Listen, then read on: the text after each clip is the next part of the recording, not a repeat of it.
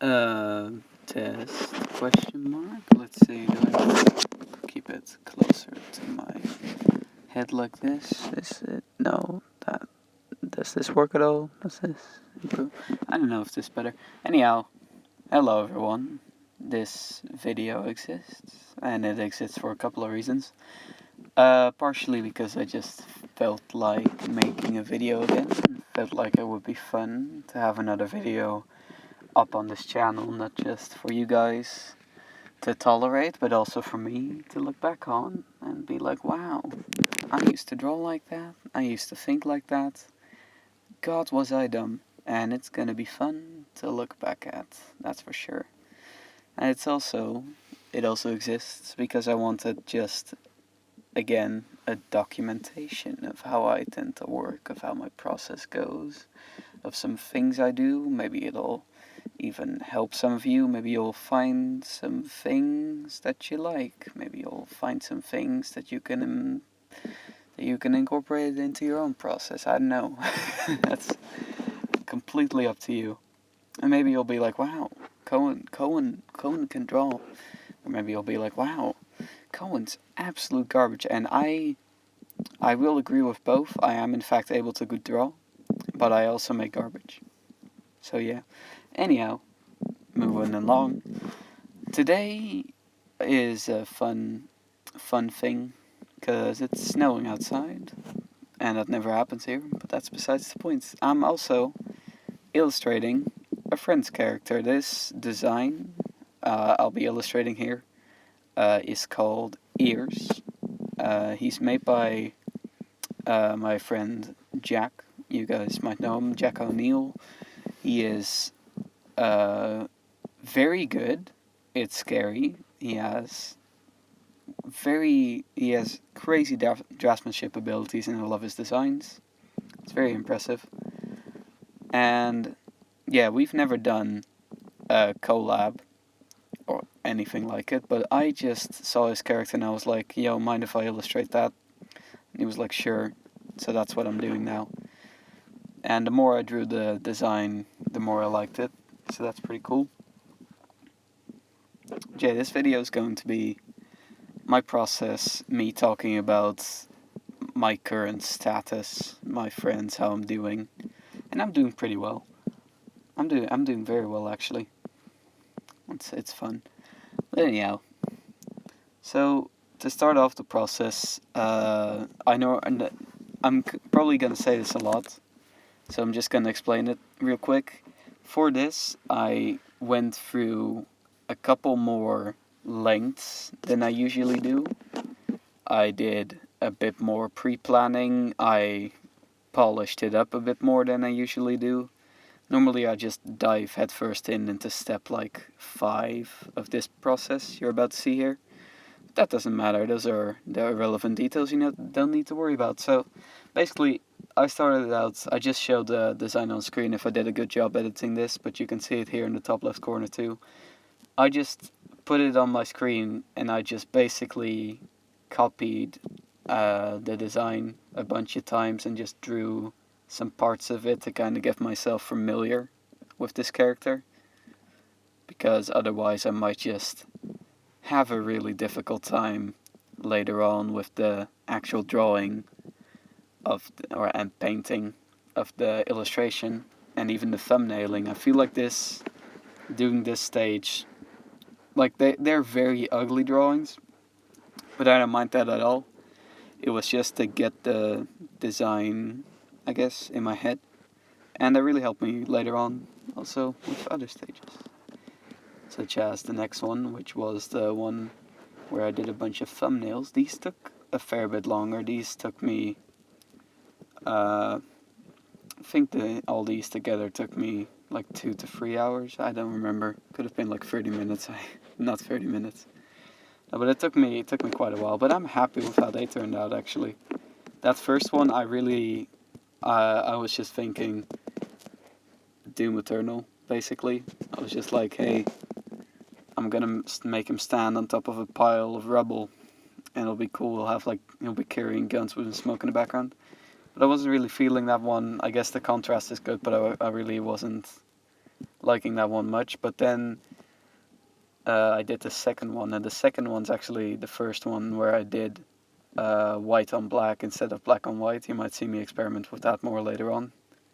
And I was really happy with that one turned out. When I made that one, I was like, maybe I should just stop and go with this just now. Let's just use it. But I didn't. I kept going, and I'm very happy that I did. So number 3, for number 3, I had the idea to experiment with black on white again, and I do like that one with black on white. I feel like it helps a lot, but I didn't end up going with it. It's him doing like a Hamlet, not a Hamilton, but a Hamlet, and him holding a skull or whatever. I felt like that might have been a bit too edgy. Then I thought, these have all been like either very wide shots or very or pretty close up. You can only basically see his torso and stuff. So with 4, I was like, this character, which I should probably have explained earlier, but this character is basically, Jack made this world where you have frames, which are basically just robots that do tasks that are too dangerous for humans or whatever. And you have androids, which they look like humans, they have AI as smart as humans, and they're basically indistinguishable from humans, and they're basically just humans. And this character, Ears, is an android whose body got transferred into a battle frame, into a combat frame. It's a frame for combat. It's a combat frame. And I thought that was really cool, but the one thing I liked a lot about the design is that it's a pink bunny. But I also really like the just agility. I think I showed these earlier on, but I'm going to just repost them here because they're amazing. Jax did some sketches of these, and they're all better than any of the sketches I made or thumbnails I came up with, so I might just have had to copy one of those and just painted it. That would have been cooler, but don't worry about it. Doesn't matter. Yeah, I really like that the character looks really agile.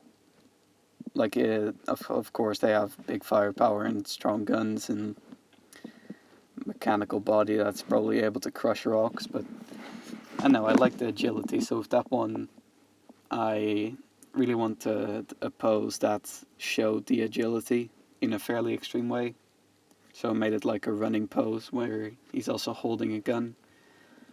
And I feel like I lost some energy of the pose in the final, but I feel like that's okay enough. I'm happy enough with how it turned out. With 5, I just want to experiment with more of a head-on one, and also gave him like an ammo belt or whatever. And then the 6th one, I was like, you know what? I'll just do an extreme close-up. Maybe I'll like that. But in the end, I asked a bunch of friends in a place I'm going to talk about in a bit. And people tended to like... some people tended to like 1, actually, which was very surprising, but oh well. Most people tended to also like 4.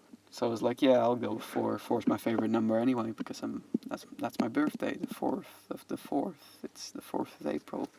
It's 4-4, haha. But yeah, continuing on, I chose the 4th thumbnail, and I just took that thumbnail and imported it into a new Photoshop file.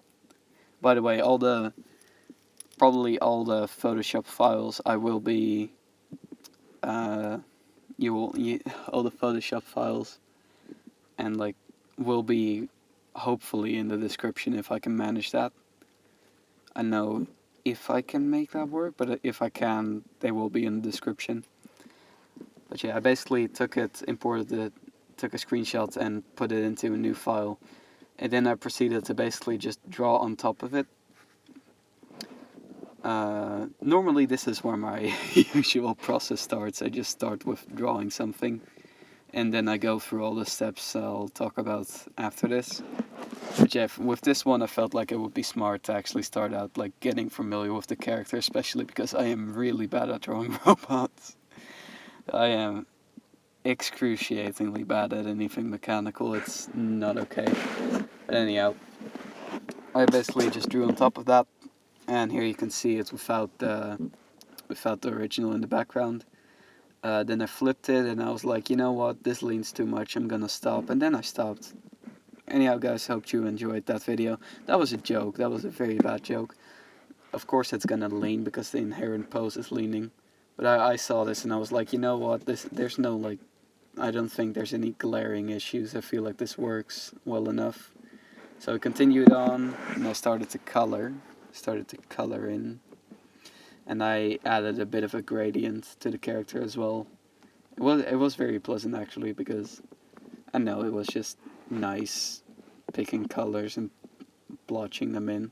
I ended up giving him like a white pistol because I felt like if I give him a black pistol it wouldn't contrast against the background anymore.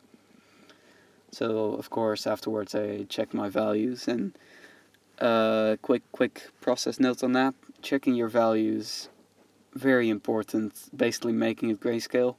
And a bit of a PSA on that one. Those who check their values by turning the saturation off, no, stop, that's dumb, that's not how it works. Basically, value in art is a result that you get from the brightness, hue, and saturation of a color, and those three together in some sort of equation turn into a value. So if you just turn the saturation off, you're missing quite a lot of information in your actual values. So two good ways to check your values is one, to make a layer on top of everything else, set it to color mode, and then fill it with like either pure white, pure black, or any shade of gray, as long as it doesn't have any saturation. That's one good way to do it, and that's what I did here, because I like seeing it in grayscale tends to help.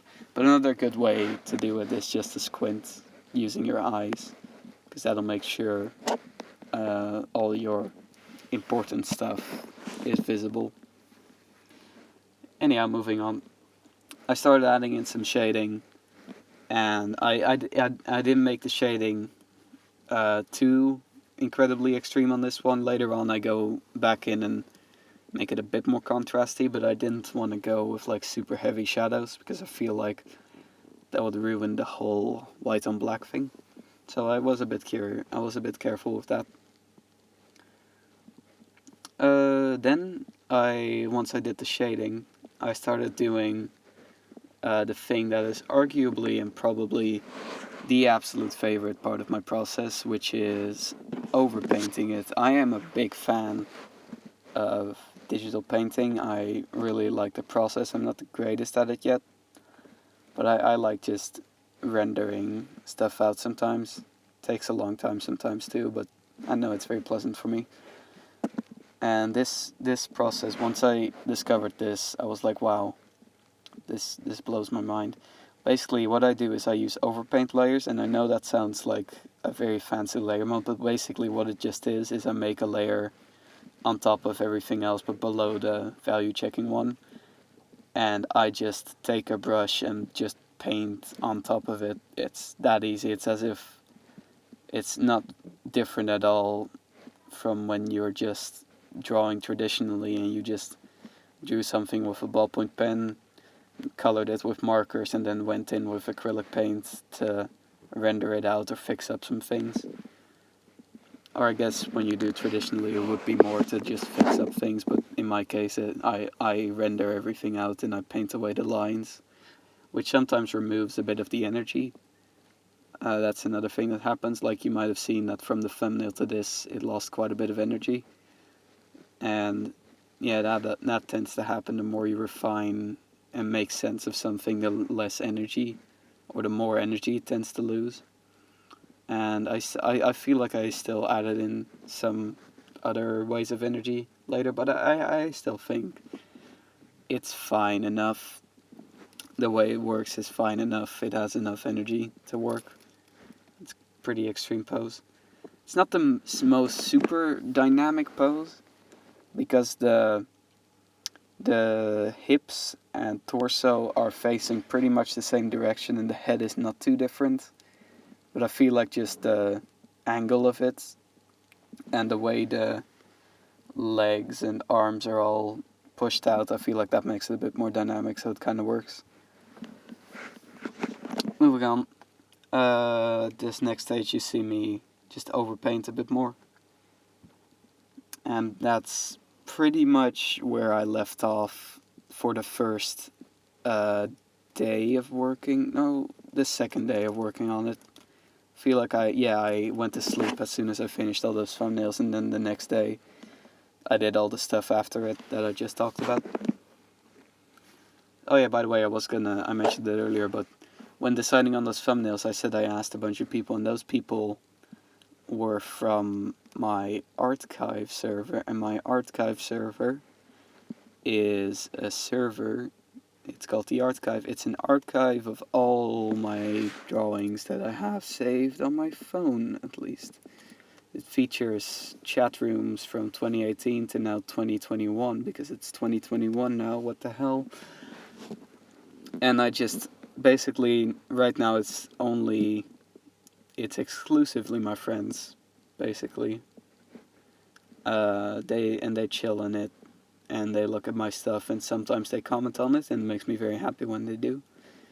But mostly it's just there for me to check my progress, because I can't be bothered to, like, save my drawings in separate folders, because I'm lazy, so I just put it all in Discord.